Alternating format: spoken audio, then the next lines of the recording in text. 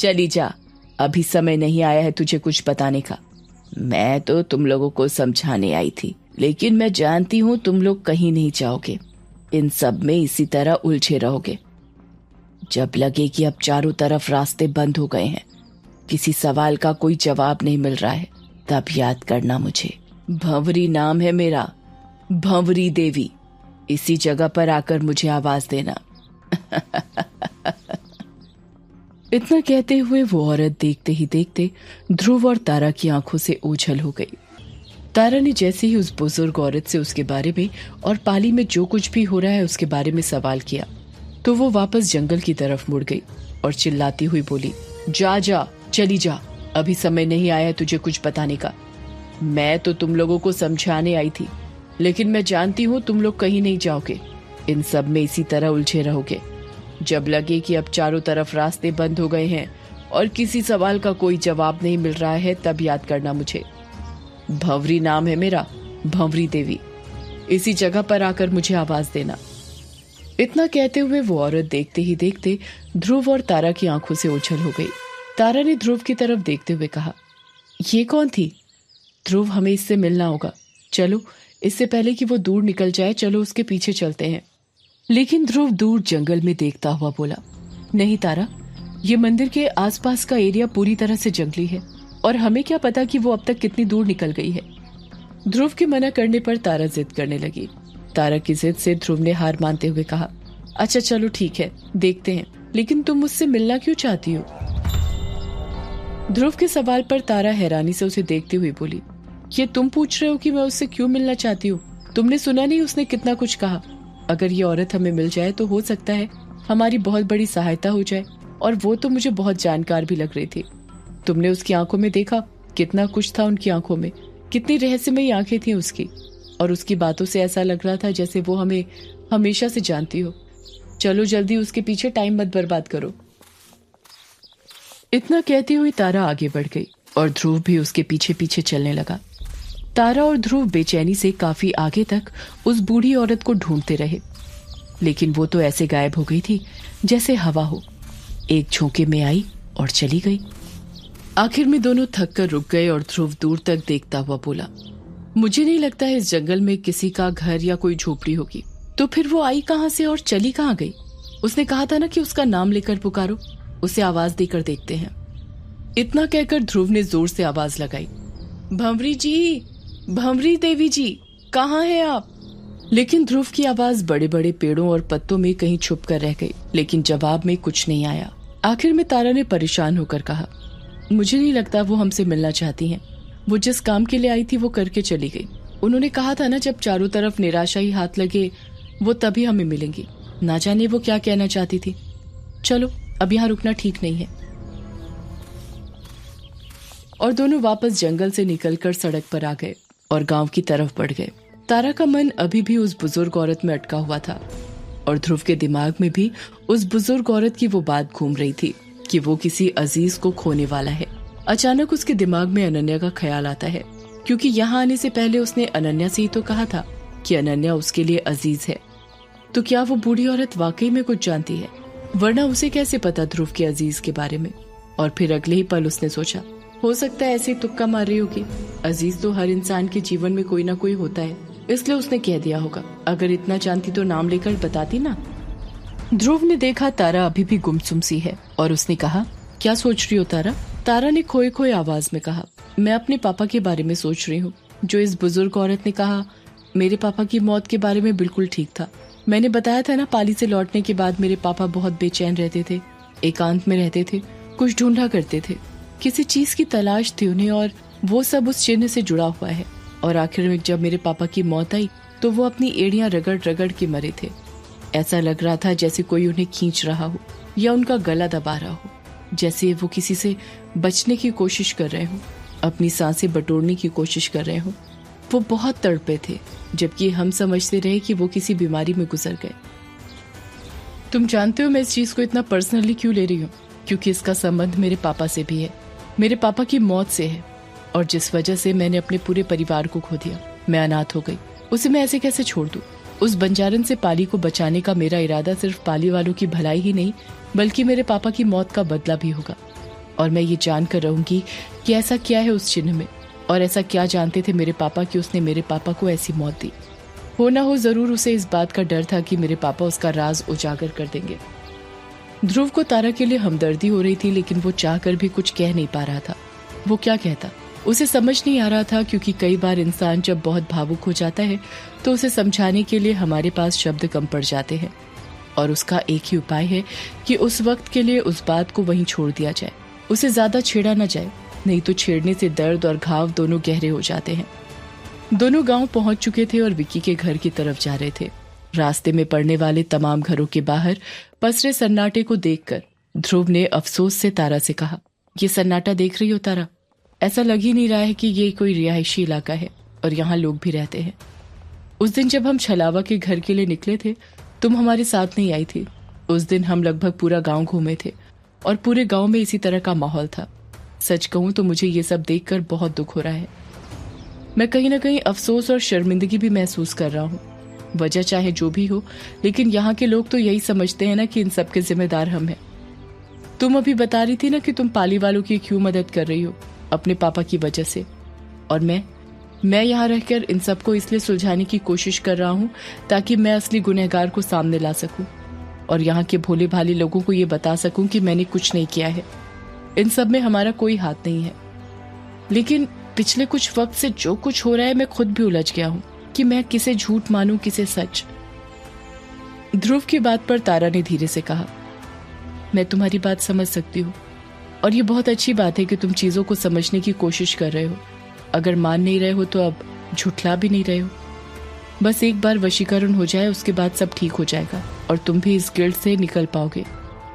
यकीन मानो ध्रुव, इस वशीकरण का सफल होना बहुत जरूरी है, क्योंकि उसके अलावा और कोई दूसरा रास्ता नहीं है। ये 1 हफ्ते का समय मुझे 1 साल के बराबर लग रहा है। गांव वालों की और वशीकरण की बात करते करते ध्रुव और तारा विक्की के घर पहुंच चुके थे। दोनों जैसे ही घर के भीतर पहुंचे, उन्होंने देखा कि वहां विक्की, अनन्या और छलावा के साथ साथ सजनी, जुल्मी भी बैठे हुए थे। तारा ने सजनी को देखते हुए कहा, सजनी तुम आ गई? तुम अपने घर क्यों चली गई थी रात में? तारा की बात सुनकर सजनी ने जुल्मी को घूरते हुए कहा, हाँ तारा, हम चले तो गए थे, हमको अपना कुछ सामान लेना था। हम तो शाम को आते, लेकिन ये जुल्मी है ना, इसको यहाँ आना भी था और डर भी लग रहा था। इसे लग रहा था कहीं ये अपने घर से निकलकर यहाँ तक पहुँचने से पहले बंजारन इसे रास्ते से ना उठा ले। एक काम से मैं इसकी अम्मा से मिलने गई थी और ये मुझे पकड़कर यहाँ ले आया। सजनी के इस तरह बोलने से जुल्मी उसे घूरता हुआ बोला, तुम्हारे सिर पर अगर मौत मंडरा रही होती ना, तब तुमको पता चलता हमारी भावनाओं का। एक एक दिन करके कैसे निकल रहा है हमारे पास से कि क्या बताएं। वो तो हम मरते मरते अपने दोस्तों के साथ कुछ अच्छा वक्त बिता लेना चाहते हैं, इसलिए यहाँ आ गए हैं। वरना तुम लोग क्या जानो हमारे घर की क्या हालत है। हमारे अम्मा और बापू कितने डरे हुए हैं। हमारी बेचारी अम्मा का सोचो, अगर हमारे बापू को या हमको कुछ हुआ तो हमारी अम्मा तो बेचारी दोनों हालत में सदमे में चली जाएगी। और इस बार तो औरतें भी मारी जा रही हैं। अगर हमारी अम्मा को कुछ हो गया तो हम क्या करेंगे? इतना सब कहता हुआ जुल्मी भावुक हो रहा था। तारा जुल्मी के पास जाकर उसके कंधे पर हाथ रखते हुए बोली, जुल्मी क्या बात हो गई? तुम इतने क्यों भावुक हो रहे हो? देखो कुछ नहीं होगा तुम्हें, ना तुम्हारी अम्मा को और ना तुम्हारे बापू को। हम सब हैं ना तुम्हारे साथ, और यकीन मानो सब ठीक हो जाएगा। हम इतनी कोशिश कर रहे हैं, ऐसा तो नहीं है कि हमारी तमाम कोशिशें नाकामयाब हो जाएंगी। कुछ कहा नहीं जा सकता तारा। विश्वास अच्छी बात है, लेकिन अति विश्वास बहुत घातक होता है। कभी भी किसी को कम नहीं आंकना चाहिए, खासकर तब जब दुश्मन अदृश्य हो, उसकी चाल अदृश्य हो, उसके वार अदृश्य हो। ये आवाज अनन्या की थी। तारा अनन्या की तरफ गौर से देखते हुए बोली, इसे विश्वास या अति विश्वास जो भी कहना है कहो, ये मेरा खुद पर नहीं है अनन्या, ये विश्वास उस ऊपर वाले पर है। तुम उस अदृश्य शक्ति की बात कर रही हो ना, और मेरा विश्वास अपनी परम शक्ति पर है, जिसने इस पूरी दुनिया के साथ साथ उस अदृश्य शक्ति को भी बनाया है। इस बात को तो मानती हो ना? तारा की इस बात को सुनकर अनन्या के होठों पर एक तीखी मुस्कान आ गई थी, जो तारा की नजरों से छुप नहीं सकती थी। अनन्या ने भले ही कुछ नहीं कहा, लेकिन उसे देखकर ऐसा लग रहा था जैसे उसने तारा की बातों को मजाक में उड़ा दिया है। लेकिन विक्की ने तारा की बात का समर्थन करते हुए कहा, तुम्हारी बात बिल्कुल ठीक है तारा, अब तो उस ऊपर वाले पर ही भरोसा है, क्योंकि हमने तो जो भी कोशिश की थी वो नाकामयाब हो गई। वो कैमरा भी लगाया था दिलीप काका के घर के बाहर, जिसमें छलावा ने उस काले साए को देखा भी। लेकिन जब हमने देखा तो उसमें कुछ नहीं था और बाद में वो कैमरा हमें कहीं मिला ही नहीं। ऐसा लगा जैसे उसे जमीन खा गई या आसमान निकल गया। उसका कुछ पता नहीं। अब तुम जो करना चाहती हो करो, बस ऊपर वाला करे वो सफल हो जाए।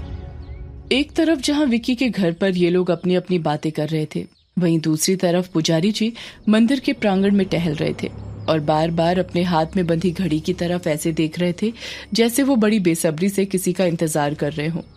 कुछ ही देर बाद उन्हें मंदिर की सीढ़ियों से चढ़कर ऊपर आते हुए सुमेर के साथ मनवा और महादेव दिखे। उन तीनों ने आकर पुजारी जी के सामने हाथ जोड़े और फिर सुमेर बोला, कहिए पुजारी जी, क्या बात हो गई? आपके शिष्य ने आकर मुझे बताया कि आपने मुझे याद किया। पुजारी जी ने सुमेर से कहा, सुमेर बाबू, पहले जाइए माता के दर्शन कराइए, फिर बताता हूँ। जी बिल्कुल, मैं अभी दर्शन करके आता हूँ। इतना कहकर सुमेर माता के दर्शन करने चला गया। थोड़ी ही देर बाद सुमेर वापस आया और पुजारी जी से बोला, कहिए पुजारी जी, क्या सेवा कर सकता हूँ मैं आपकी? पुजारी जी सुमेर की तरफ ध्यान से देखते हुए बोले, सुमेर बाबू, हम वशीकरण की एक सामग्री तक पहुंच गए हैं और वो है उसके नाखून या बाल की एक डिब्बी। वो चंदन की डिब्बी तारा ढूंढ कर ले आई है और अब मुझे अगली कड़ी तक पहुंचना है और आज मैं उस पवित्र पेड़ के पास जाने वाला हूँ जिसको उस दुष्ट ने जलाकर राख कर दिया था। पुजारी जी की ये बात सुमेर के साथ साथ मनवा और महादेव दोनों के पल्ले भी नहीं पड़ी और वो दोनों सवालिया नजरों से पुजारी जी की तरफ देखते रहे। पुजारी जी की बात पर सुमेर ने उलझन में पूछा, मैं समझा नहीं पुजारी जी कि आप वहाँ क्यों जाना चाहते हैं? क्योंकि वो पेड़ तो जलकर खाक हो गया। सुमेर के सवाल पर पुजारी जी ने उसे कहा, आपकी बात बिल्कुल ठीक है कि वो पेड़ जलकर खाक हो गया है, लेकिन मेरे पुस्तकालय की किताबें और मेरा अध्ययन ये कहता है कि इस पेड़ की दिव्यता इतनी मामूली नहीं कि एक बुरी बला के खाक करने से खत्म हो जाए। इसलिए मैं एक कोशिश करना चाहता हूँ। इसलिए मैंने ये निर्णय लिया है कि आज सूर्यास्त के बाद मैं वहां जाऊंगा और एक कोशिश जरूर करूंगा। मैंने आपको इसीलिए बुलाया है क्योंकि इस काम के लिए मुझे कुछ विश्वास पात्र लोग चाहिए और ऐसे वक्त पर हमेशा आपके इन दोनों विश्वास पात्रों मनवा और महादेव ने हमारा बहुत साथ दिया है और एक बार फिर मैं चाहता हूँ कि आज रात मनवा और महादेव मेरे साथ चलें और इस काम में अपना सहयोग दें।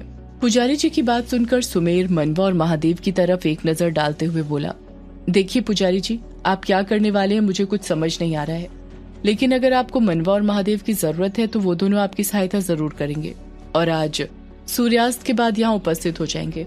मनवा, महादेव, क्या तुम्हें इस बात से कोई दिक्कत है? सुमेर की बात सुनकर उन दोनों ने तुरंत इनकार में अपनी गर्दन हिलाते हुए कहा, नहीं मालिक, आप हमारे कर्ता धर्ता हैं, आपकी आज्ञा का पालन करना हमारा फर्ज है और हमें इसमें कोई दिक्कत नहीं है। उन दोनों की बात पर सुमेर मुस्कुरा उठा और बोला, इसीलिए तुम दोनों मेरे इतने चहीते हो। और फिर उसने पुजारी जी से कहा, ठीक है पुजारी जी, तो अभी हम लोग चलते हैं, सूर्यास्त के बाद ये दोनों आ जाएंगे। इतना कहकर सुमेर ने पुजारी जी के सामने हाथ जोड़ा और वहां से वापस लौट गया।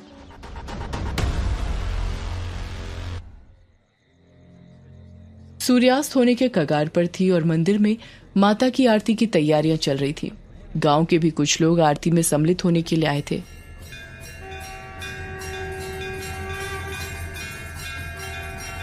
पुजारी जी हाथों में दिया लेकर आरती शुरू कर चुके थे।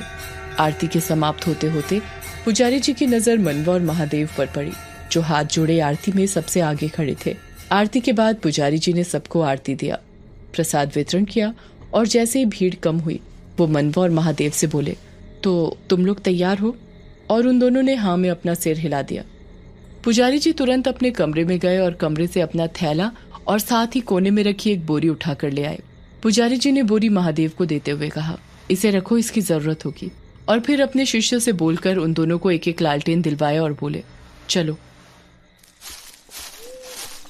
आगे आगे पुजारी जी और उनके बराबर में दोनों तरफ लालटेन लेकर चलते हुए मनवा और महादेव के कदमों की आहट से पूरा रास्ता गूंज रहा था। चलते चलते महादेव ने डरते हुए पुजारी जी से पूछा, पुजारी जी, क्या इस वक्त वहां जाना सुरक्षित होगा? उसकी बात पर पुजारी जी धीमे से हंसते हुए बोले, क्यों, डर गया? महादेव जल्दी से बोला, नहीं नहीं पुजारी जी, डरा नहीं हूँ, मैं तो बस ऐसे ही पूछ रहा था। पुजारी जी उसे तसल्ली देते हुए बोले, डर मत, मैं हूं ना। तुम दोनों को सुरक्षित वापस गांव पहुंचाने की जिम्मेदारी मेरी है। अभी तो बस भगवान से प्रार्थना करो कि मैं जो करने जा रहा हूँ वो सफल हो जाए। आगे की कहानी जानने के लिए देखिए अगला एपिसोड सिर्फ पॉकेट FM के YouTube चैनल पर और वशीकरण के सारे एपिसोड्स को सुनने के लिए डिस्क्रिप्शन में दी लिंक से डाउनलोड करें पॉकेट FM ऐप।